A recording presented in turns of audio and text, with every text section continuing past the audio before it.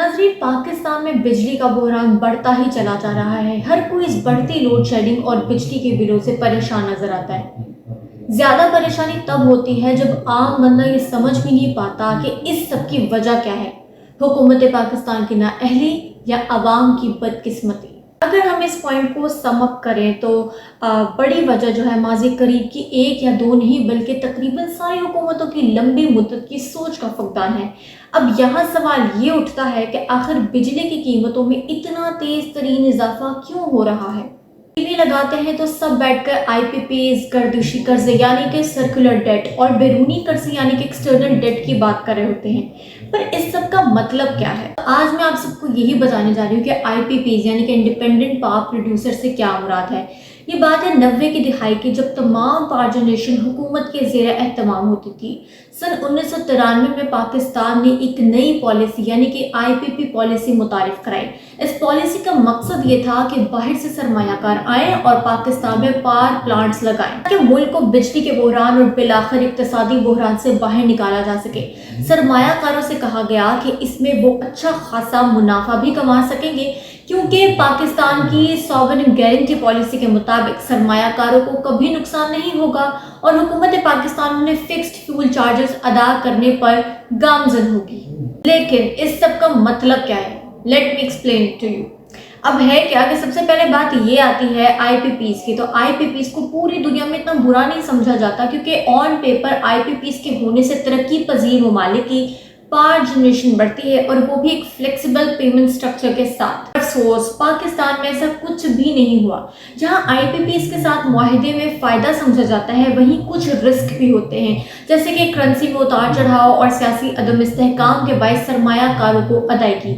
इस सब की वजह से पाकिस्तान में आईपीपीज की तनाज़ा के पीछे उनके साथ के गए मुआहदों में कुछ ऐसी शराइत थी जो आज तक हम भुगत रहे हैं। इन शराइत पर हम बाद में आएंगे, मगर पहले बात करते हैं पाकिस्तान की पावर जनरेशन डिमांड और आईपीपीज की। पाकिस्तान इकोनॉमिक सर्वे के मुताबिक हम तकरीबन 41,000 मेगावाट बिजली बनाते हैं।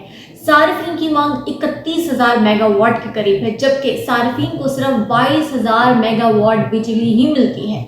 1994 की पाकिस्तान पॉलिसी रिपोर्ट के मुताबिक पाकिस्तान की बिजली की जरूरियात को पब्लिक सेक्टर यानी हुकूमत पूरा नहीं कर सकती थी। टैक्स के बोझ और वसाइल की तकसीम की कमी की वजह से अब इसी मसले को मद्देनजर रखते हुए आईपीपीज का कयाम हुआ, यानी कि आईपीपीज को लाया गया। सरकारी दस्तावेजात के मुताबिक फरवरी 2024 तक पाकिस्तान में तकरीबन 100 आईपीपीज मौजूद हैं। उनमें से कितनी अभी तक फाल हैं वो तो एक अलग बहस है, मगर इनमें से कुछ चीनी और मलेशियाई मल्टीनेशनल कंपनीज के ज़ेरे मलकियत हैं, कुछ बरतानिया से ताल्लुक रखने वाले सरमायाकारों की हैं और बाकी मकामी ग्रुप्स की हैं। इसहाक डार साहब ने 14 ट्रिलियन रुपए का जो बजट 2022 और 23 का बनाया, उसमें से 1 ट्रिलियन रुपए सब्सिडी के लिए मुख्तिस कर दिए, जिसमें से पावर सेक्टर के लिए 569 बिलियन रुपए मुख्तिस किए गए। इन 569 बिलियन में से 310 बिलियन आईपीपीज के लिए मुख्तिस किए गए, और इन्हीं 310 बिलियन में से 70% फिक्स्ड कैपेसिटी चार्जेस के तौर पर अदा किए गए हैं। आसान लफ्जों में कहा जाए तो मतलब आईपीपी से बिजली खरीदी भी नहीं गई, पर कुल फंड्स का 70% उनके यहाँ सरमायाकारी के लिए उन्हें दिया गया। मुख्तसर ये कि प्लांट को इंस्टॉल करने से लेकर काम में लाने तक के जितने भी अखराजात हैं वो सारे किसने बियर के? पाकिस्तानी अवाम ने, यानी कि पाकिस्तान ने। सवाल यह है कि जब हुकूमत ने बिजली खरीदी नहीं या फिर आईपीपीज ने बिजली बेची नहीं, तो इतने उनको पैसे क्यों दिए गए? यहाँ बात आ जाती है उन शराइत की जिनको हम अभी तक महंगी बिजली और कर्जों में डूबकर भुगत रहे हैं। माहिरीन के मुताबिक 1993 में जो मुआहिदा हुआ था उसमें सरमायाकारों की तरफ से कुछ मुतालबात थे जो न सिर्फ हुकूमत ने माने बल्कि उन पर IMF और वर्ल्ड बैंक का भी डबल थम्स अप मिला था। पहली शर्त ये थी कि पावर प्रोडक्शन में आईपीपीज जो तेल इस्तेमाल करेंगी वो उनको हुकूमत पाकिस्तान पहले से मुकर्ररा कीमत पर खरीद कर देगी।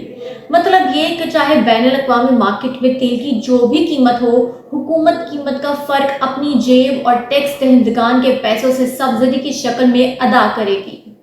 दूसरी शर्त ये थी कि जो बिजली आईपीपीज पाकिस्तान को बेचेंगे वो भी डॉलर के साथ मुंसलिक होगी, ताकि आईपीपीज को रुपए के उतार चढ़ाव वाली कदर से नुकसान ना हो।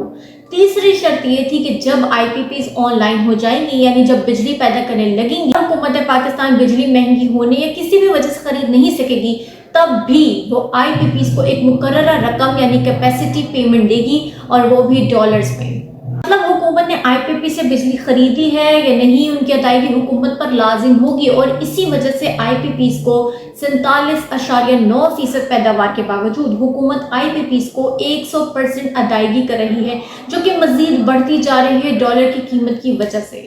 میڈیا رپورٹس کے مطابق IPPs کو پچھلے 10 سالوں میں حکومت 8.344 ٹریلین روپے کیپیسٹی پیمنٹس کر چکی ہے، جبکہ تقریباً 2.1 ٹریلین IPP کو 2024 سے 25 میں ادا کیے جائیں گے۔ مختصر یہ کہ اس IPP پالیسی معاہدے کا مطلب کچھ یوں تھا کہ پاکستانی عوام کے ٹیکسز سے پرائیویٹ سرمایہ کاروں کی سرمایہ کاری کی لاگت سے لے کر بجلی خریدنے تک کے تمام اخراجات جو ہے وہ حکومت پاکستان برداشت کرنے تھے۔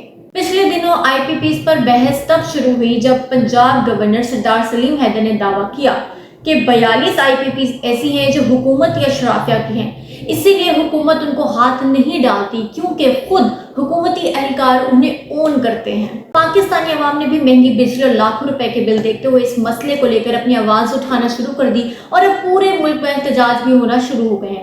اب چاہے یہ سب حکومتوں کی نااہلی ہو یا عوام کی بدقسمتی، سچ تو یہ ہے کہ پاکستان کو کبھی بھی اس کے مسائل کا مستقل حل نہیں مل سکا۔ پاکستان میں ہر آنے والی حکومت مسئلے کو وقتی طور پر حل کر دیتی ہے، مگر 5 سالوں بعد انہی کی کارکردگی عوام کے سامنے آ جاتی ہے۔ آج کل چلتے احتجاج اور انکشافات کے بعد حکومت ان معاہدوں کو منسوخ کر کے پاکستان کو درپیش چیلنجز کا کوئی مستقل حل نکالتی ہے یا نہیں، یہ تو نہیں کہ پتہ۔ مستقل حل نکالتی ہے یا نہیں، یہ تو نہیں پتہ، مگر اس بات پر سب اتفاق کر سکتے ہیں کہ یہ وقت پاکستان میں موجود بحرانوں کا میک اور بریک پوائنٹ ہے۔ خیر، آپ سب کا اس بارے میں کیا خیال ہے مجھے کامنٹ سیکشن میں ضرور بتائے گا۔ آپ سے ملاقات ہوگی انشاءاللہ اگلے ولاگ میں، تو تب تک کے لیے اللہ حافظ and subscribe my channel news next 01۔